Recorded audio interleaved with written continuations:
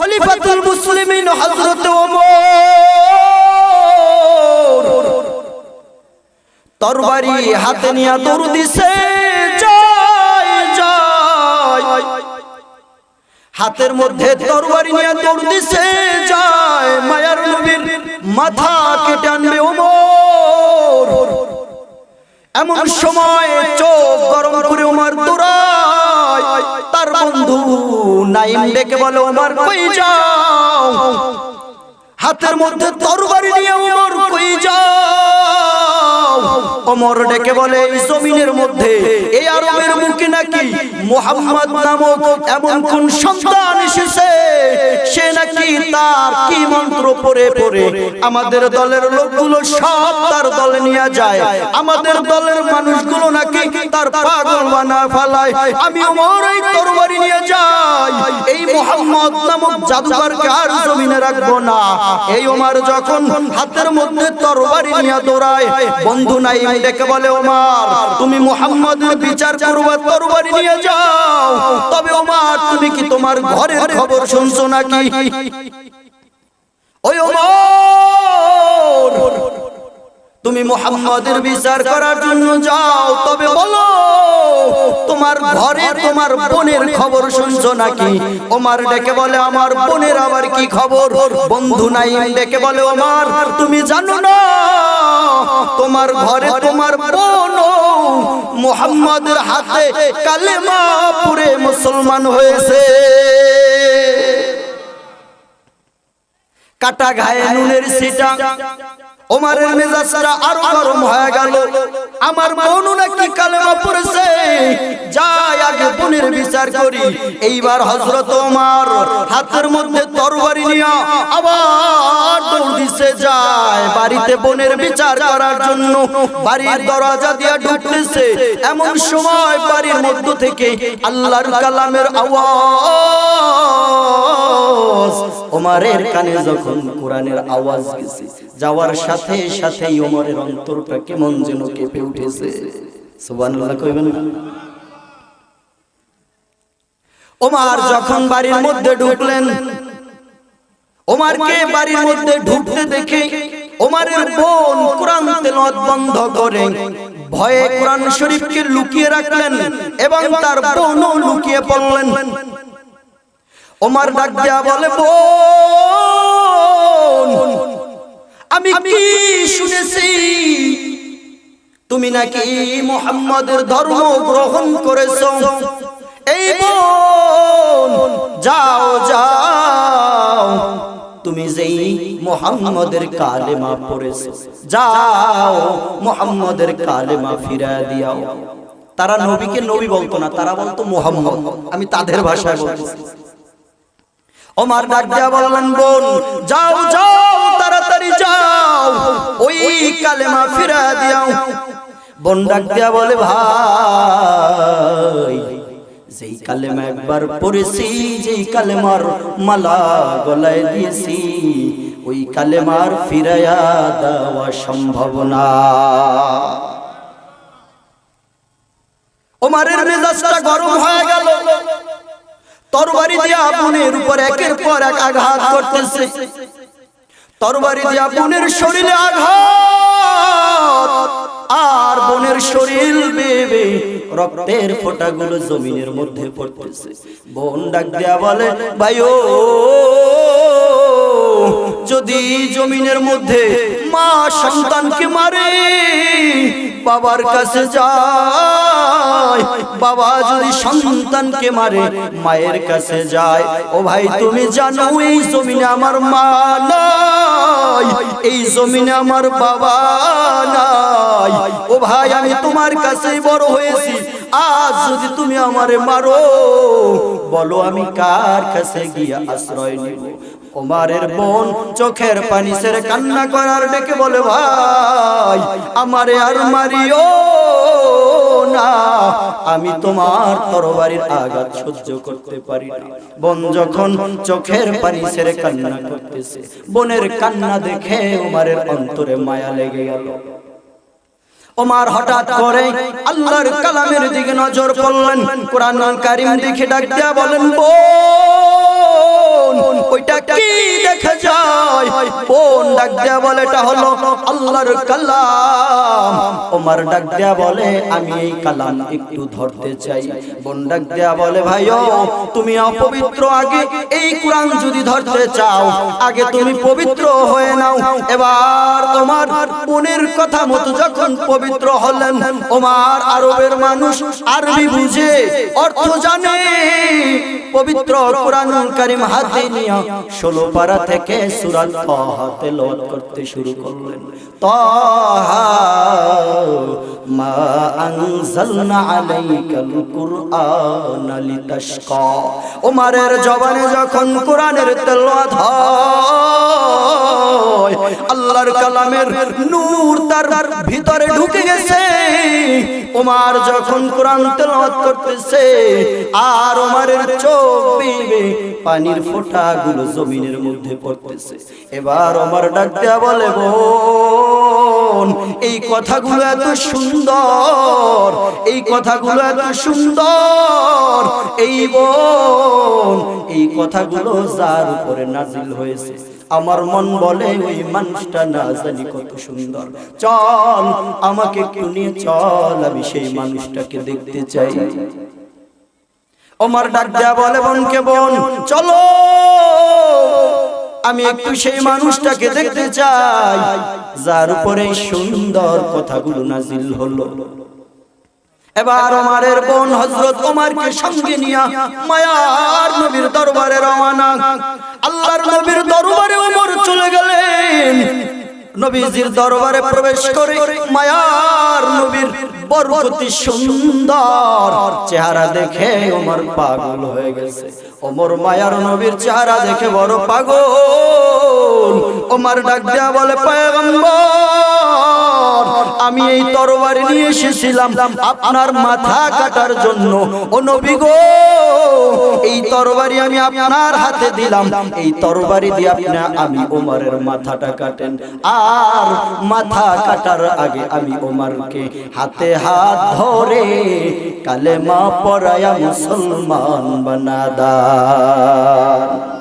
ए कुरान चरग है जा कभी नहीं सकता ये, ए कुरान है जा दिल को जिंदा कर देता है, ए कुरान चरग है जा कभी नहीं सकता ये, ए कुरान है जा दिल को जिंदा कर देता है।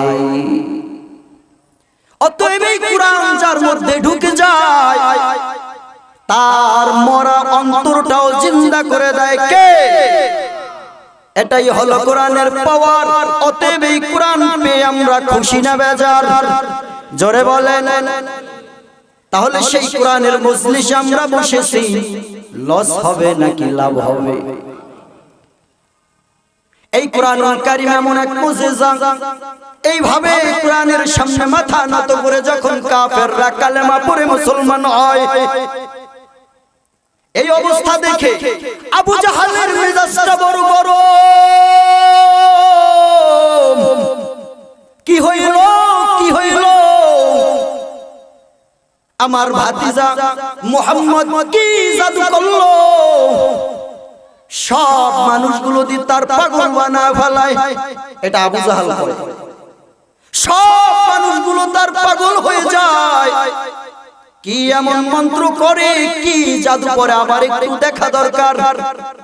এবার আবু জাহাল ইয়ামান দেশ থেকে ভাড়া করে একজন জাদুকর এনেছে, বড় একজন জাদুকর আনছে আল্লাহর নবী কি জাদু করে এটা দেখার জন্য।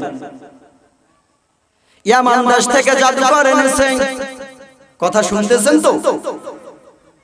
ইয়ামান দেশ থেকে জাদুকর এনেছে। আবু জাহাল ডেকে বলে, ও জাদুকর তুমি একটু দেখো মুহাম্মদ কি জাদু জানে, যে জাদু দিয়া সব মানুষগুলো তার পাগল বানায় ফেলায়। এবার জাদুকর আল্লাহর নবীর বাড়িতে চলে গেলেন। আবু জাহালকে সঙ্গে নিয়ে মায়ার নবীর বাড়িতে চলে গেলেন। দরওয়াজার সামনে দাঁড়াইয়া জাদুকর ডাক দিছে, ও মুহাম্মদ সাল্লাল্লাহু আলাইহি ওয়াসাল্লাম তারা নবী বলতো না, তারা বলতো আব্দুল্লাহর সন্তান মুহাম্মদ। তাদের ভাষায় ডাক দিছে মুহাম্মদ। আল্লাহর নবী চলে আসলেন, আবু জাহালও সাথে আছে। আবু জাহাল আসছে, মুহাম্মদ কি জাদু জানে দেখতে হবে, যেই জাদু দিয়ে সব মানুষগুলো তার দলে নিয়ে যায়। জাদুকর ডাক দিয়া বলে, তুমি এমন কি মন্ত্র জানো ও মুহাম্মদ, তুমি এমন কি মন্ত্র জানো যে মন্ত্র দিয়ে সব মানুষগুলো তোমার পাগল বানাও। আল্লাহর নবী নিজের থেকে কোনো জবাব দিলেন না। জাদুকরের কথা শুনে মায়ার নবীর সুন্দর জবানে আল্লাহর কালামের তেলাওয়াত শুরু করে দেয়। মায়ার নবীর সুন্দর জবানে কোরআনের তেলাওয়াত হয়, আর জাদুকর অবাক হয়ে মায়ার নবীর তেলাওয়াত শুনতেছে। সুবহানাল্লাহ কইবেন না? জাদুকর অবাক হয়ে মায়ার নবীর তেলাওয়াত শুনতেছে। হঠাৎ করে জাদুকরের নজরটা মায়ার নবীর বরকতি সুন্দর চেহারার দিকে যখন পড়ে যায়, জাদুকর এবার চোখের মধ্যে পলক দেয় না, মায়ার নবীর বরকতি চেহারার দিকে তাকাইয়া তাকাইয়া কোরআন শুনে। জাদুকর তাকাইয়া আছে আর মায়ার নবীর বরকতি জবানে কোরআনের তেলাওয়াত হয়। হঠাৎ করে জাদুকরের চোখ বেয়ে পানির ফোঁটাগুলো জমিনে পড়তেছে। এমন সময় আল্লাহর নবী জবান থেকে কোরআন তেলাওয়াত বন্ধ করে দেয়। জাদুকর ডাক দিয়া বলে, মুহাম্মদ তেলাওয়াত বন্ধ করিও না, করো আরো তেলাওয়াত করো, কারণ আমি জাদুকর বলে দিলাম এই কথাগুলো তোমার নিজের কোনো বানানো কথা না, এই কথাগুলো তোমার নিজের লেখা কোনো কথা না। অতএব তুমি তেলাওয়াত বন্ধ করিও না, জবানে সুন্দর তেলাওয়াত চালিয়ে যাও, আর এই তোমার সুন্দর কথাগুলো আমি জাদুকরকেও শিখা দাও, আর আমি জাদুকরের হাত ধরে কালেমা পড়ে মুসলমান বানা দাও। ए कुरान जिसमें शिफा है हर मर्ज की, ए कुरान जी से पढ़ के दिल को सुख मिली, ए कुरान जिसमें शिफा है हर मर्ज की, ए कुरान जी से पढ़ के दिल को सुख मिली। যখন জাদুকর কালেমা পড়ে মুসলমান হলো, আবু জাহালের মেজাজটা আরো গরম হয়ে গেল। চাইলাম কি আর হইল, ওরে আনলাম জাদু দেখতে, ওহদি কালেমা বলছে। আবু জাহালের মেজাজটা আরো গরম হয়ে গেল। কি ব্যাপার, কি শুরু হইল? এইভাবে যদি আমাদের মানুষগুলো, আমাদের দলের মানুষগুলো যদি এইভাবে একে একে কালেমা পড়ে, তাহলে তো আমাদের দল বুঝি ছোট হয়ে যাবে। আবু জাহাল কয়টা কিছুতেই মানা যায় না, মানতে পারি না। এবার আবু জাহাল বললেন, এই মুহাম্মদকে কি করা যায়? এইভাবে হইলে তো হবে না। দেখো কেন আমার ভাতিজায় এমন শুরু করলো, দেখো সে কি বাড়ি চায়, গাড়ি চায়, সে কি অর্থ সম্পদ চায় কিনা। যদি অর্থ সম্পদের লোভ দেখাইয়াও তাকে কালেমার দাওয়াত বন্ধ করা যায়, এটা হলো আবু জাহেলের চিন্তা। এবার আবু জাহাল তাদের মধ্য থেকে একজন ব্যক্তি আবুল ওয়ালিদ নামক একজন ব্যক্তিকে পাঠিয়ে দিলেন, এ আবুল ওয়ালিদ যাও, গিয়ে তোমরা ওই মুহাম্মদ সাল্লাল্লাহু আলাইহি ওয়াসাল্লাম তার কাছে কিছু প্রস্তাব রাখো, দেখো সে গ্রহণ করে কিনা। গিয়া বলো সে যদি বাড়ি চায় তাকে বাড়ি দেওয়া হবে, সে যদি গাড়ি চায়, অর্থ সম্পদ চায়, সব কিছু আমরা তাকে দিব, তবে শর্ত হলো একটা, সে যেন কোরআনের দাওয়াত বন্ধ করে দেয়। কিন্তু কোরআনের দাওয়াত কি বন্ধ হবে? হবে। এবার আবু জাহালের পক্ষ থেকে আবুল ওয়ালিদ নামক একজন ব্যক্তি চলে গেলেন মায়ার নবীর দরবারে।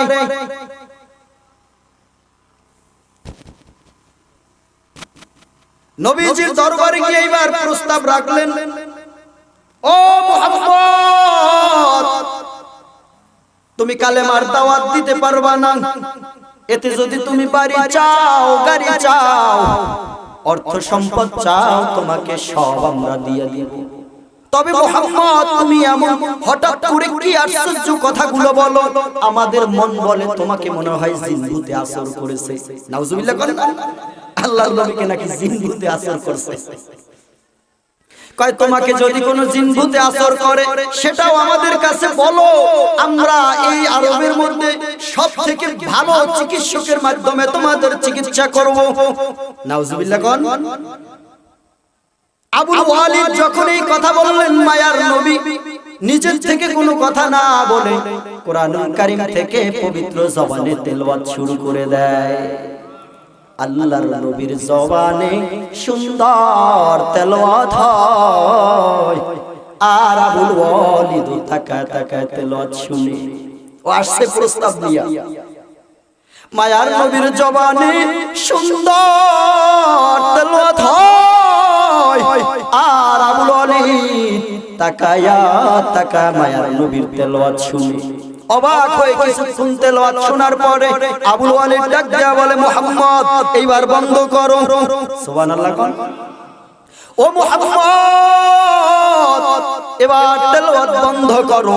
আমার মন বলে তুমি যদি এই তেলাওয়াত আরেকটু আমাকে শোনাও, আমি আবুল ওয়ালিদ তোমার পাগল হয়ে কালেমা পড়ে মুসলমান হয়ে যাব। আবুল ওয়ালিদ কয়, আমি আর এটা শুনতে পারবো না, তাইলে আমিও তোমার পাগল হয়ে যাব। এবার আবুল ওয়ালিদ মন বেজার করে মায়ার নবীর দরবার থেকে চলে গেলেন। আবু জাহাল তাকায় আছে কি সংবাদ নিয়ে আসে মুহাম্মদের নবীজির কাছ থেকে।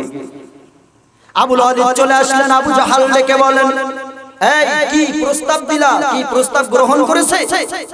আবুল ওয়ালিদ ডাক দিয়া কয়, আবু জাহাল আমাকে যেই কথা শুনাইলো, এই কথাগুলো কোনো জাদু নয়, কোনো মন্ত্র নয়, এই কথাগুলো আসমানের কথা। আমারও মনে চায় আমিও কালেমা পড়ে মুসলমান হয়ে যাই। আবু জাহাল কয়, জাদু তোমারও করছে? আবু জাহালের এই রকম ছিল অবস্থা। আবু জাহাল কয়, তোমারে পাঠাইলাম প্রস্তাব নিয়া, জাদু তোমারও করছে?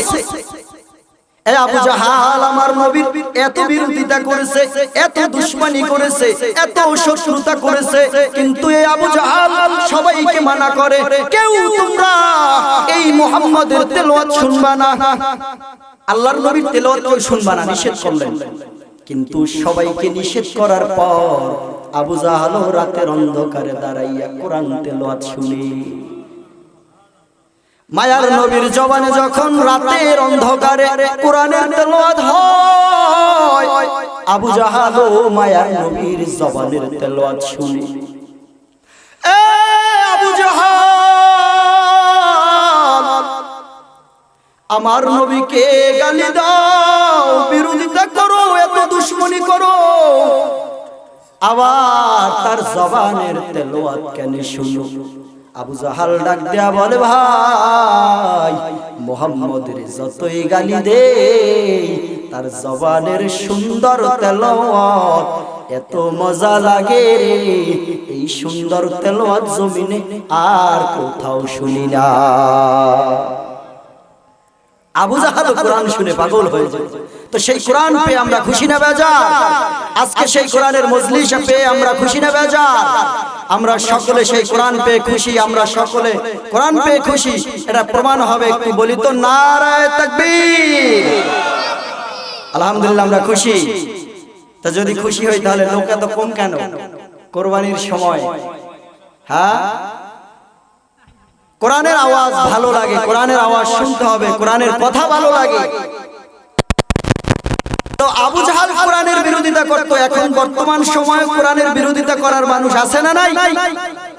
কোরআনের আলোচনা, কোরআনের দাওয়াত, এটার বিরোধিতা করার মানুষ আছে না নাই? আমার মসজিদে শুক্রবার দিন বয়ান চলতো, মাইকে বয়ান চলতো, জুমার বয়ান। জুমার বয়ান যখন মাইকে চলতো শুক্রবার দিন নামাজের আগে 20 মিনিট অথবা এর থেকে একটু কম বেশি সময় মাইকে আলোচনা চলতো। আমার মনে আশা ছিল যে শুধু মসজিদের ভিতরে নয়, শুক্রবার দিন গোটা বাংলাদেশটাই যেন একটা কোরআনের আওয়াজে মুখরিত হবে। এজন্য আমি আমার ইচ্ছা অনুযায়ী কোরআনকে ভালোবেসে শুক্রবার দিন আমি মসজিদে মাইকে আলোচনা করতাম। তো একের পর এক কেলেম বিভিন্ন জায়গা থেকে একের পর এক কেলেম আসতেছে। এটা কিন্তু কোনো সাধারণ মুসল্লিরা দেয় না, আলেমরা হুজুরেরা দেয়। এই হুজুরেরা তাদের মসজিদের মুসল্লিদেরকে উস্কিয়ে দেয়। অমুক জায়গায় মসজিদে হুজুরে মাইকে বয়ান করে, আমাদের ইবাদতে ব্যাঘাত ঘটে। ওরে ইবাদত আল্লাহ, তোমার ইবাদতে আমার কোরআনের আলোচনায় তোমার ইবাদতে ব্যাঘাত ঘটে, তুমিও মাইকে বয়ান চালাও, তাইলে তো আর আমার মাইকের সাউন্ড তুমি শুনো না। কিন্তু তার ইবাদতে ব্যাঘাত ঘটে যখন মাইকে কোরআনের আলোচনা শুনে তখন। কিন্তু এই কুরবানির সামনে, কুরবানির পরেই দেখবেন বিয়া, একের পর এক বিয়া। এই বিয়ায় দেখবেন সারা রাত সাউন্ড বক্স বাজে। ওই ইমাম সাহেব, ওই মাওলানা, ওই মৌলভী ওই একদিনও গিয়ে বাধা দেবে না যে এতে আমাদের ইবাদতে ব্যাঘাত ঘটে। একের পর এক সাউন্ড বক্স, হারাম গান বাজিয়ে বাচ্চাদের ঘুম নষ্ট করে। নামাজের টাইম নাই, আজানের টাইম নাই, একের পর এক স্পিকার সাউন্ড বক্স বাজিয়ে সেখানে ইবাদতের ব্যাঘাত ঘটে না। কোরআনের আলোচনা শুনলে, মাইকে আলোচনা করলে ইবাদতে ব্যাঘাত ঘটে। আসলে সমস্যাটা হলো, আমি আগে আলেমদের কথা বলি, আমাদের মতো মৌলভীদের কিছু সমস্যা। মিম্বরে বসে জুমার নামাজে মিম্বরে বসে হক কথা বলতে পারে, বলবে কেমনে, বলবে কেমনে? আমি অনেক সময় ফেসবুকে, অনেক সময় আমি মোবাইলে দেখি যে ফেসবুকে এই বিভিন্ন মসজিদের ইমাম নিয়োগের বিজ্ঞপ্তি দেওয়া হয়, সেখানে অনেক শর্ত দেওয়া থাকে। আমি সেগুলো অ্যাকসেপ্ট করি না, এবং আমি যতটুকু পারি আরো মানা করি, নিষেধ করি যে ভাই এই শর্ত মানিয়ে তোমরা ওই মসজিদের ইমামতিতে ঢুকিও না। কারণ ইমামতি করার জন্য যে শর্ত লাগবে সে শর্ত তো স্বয়ং আল্লাহ তাআলাই দিয়ে দিয়েছে। অতএব কোন মুসল্লি বা কোন কমিটির ব্যক্তিগত শর্ত মেনে যদি তুমি ইমামতিতে ঢুকো, তাহলে তুমি আল্লাহর গোলাম হও নাই। আর ওই শর্ত মেনে ইমামতিতে ঢুকলে মিম্বরে বসে কোনোদিনও সত্য কথা বলতে পারবে না। যাই হোক, আমরা কোরআনকে ভালোবাসি, আমরা মুসলমান, কোরআনের মহব্বত আমরা এখানে এসেছি।